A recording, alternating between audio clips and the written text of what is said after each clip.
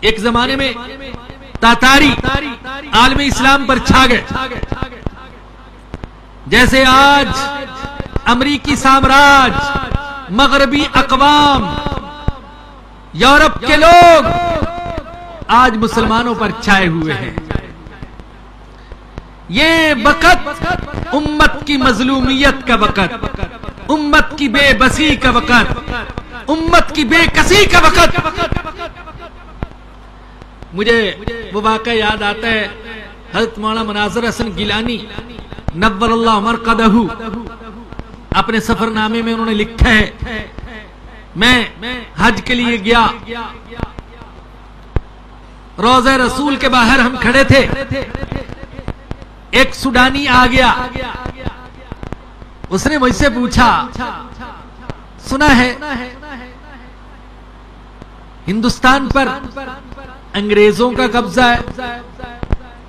میں نے کہا صحیح کہتے ہو، لیکن جواباً میں نے کہا میں نے سنا ہے سوڈان پر بھی تو کافروں ہی کا قبضہ ہے۔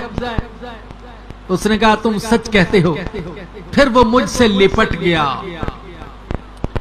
گیا، تڑپنے لگا، رونے لگا، روضہ رسول کی طرف اشارہ کر کے کہنے لگا، یا رسول اللہ، آپ کی ساری امت اس وقت کفار کے نرغے میں ہے۔ یہ کہتا جاتا تھا اور فرماتے ہیں خود بھی رو رہا تھا اور مجھے بھی رلا رہا تھا۔ آج بھی وہی وقت پوری امت کفار کے نرغے میں، کفار چھائے ہوئے ایک ایک کر کے مار رہے ہیں۔ افغانستان کو مارا، عراق کو مارا، بدترین طریقے سے مارا، ہمارے بھائیوں کو مارا، ہماری بہنوں کو مارا، ہماری ماؤں کو مارا، ہماری بیٹیوں کو مارا، بدترین طریقے سے مارا۔ وہ مظالم ڈھائے جو یقیناً درندے بھی نہیں ڈھاتے۔ ہاں، کلمہ پڑھنے والے سینوں پر کفار چڑھ کے بیٹھے، کلمہ پڑھنے والے مسلمانوں پر کتے چھوڑے گئے، ان کے جسم پر گندگی لگائی گئی، کلمہ پڑھنے والی زبانوں کو کتوں کی طرح بھونکنے پر مجبور کیا گیا، بدکاری کی گئی۔ وہی ظلم فلسطین میں ہو رہے، وہی ظلم بیروت میں ہو رہے۔ اور یاد رکھیں کہ یہ سلسلہ رکنے والا نہیں ہے، یہ بڑھتا چلا جائے گا، ایک ایک کو کر کے مارا جا رہا ہے۔ اور 56 شہزادے، 56 مہاراجے، 56 صدر، 56 وزیر اعظم، 56 امریکہ کے چمچے اور امریکہ کے ٹوڈی، وہ خاموش بیٹھے، کوئی ایکشن لینے والا نہیں ہے، ایک ایک کر کے تڑپایا جا رہا ہے، مارا جا رہا ہے۔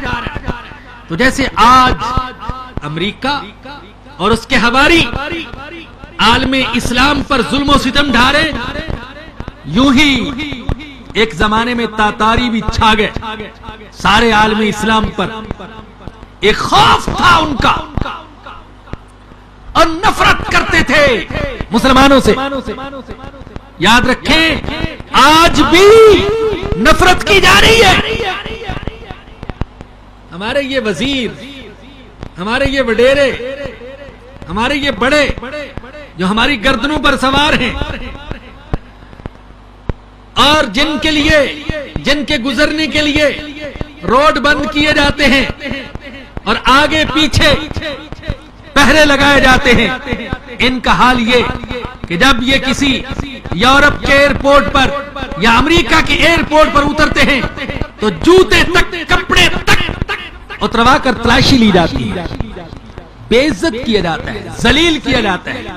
یہ الگ بات ہے کہ یہ امریکہ کے ہاتھوں اپنی ذلت کو بھی عزت ہی سمجھنے لگے۔ اللہ کسی کا دماغ الٹا کر دے اور سوچ الٹی کر دے تو ہم تو اسے عقل نہیں دے سکتے۔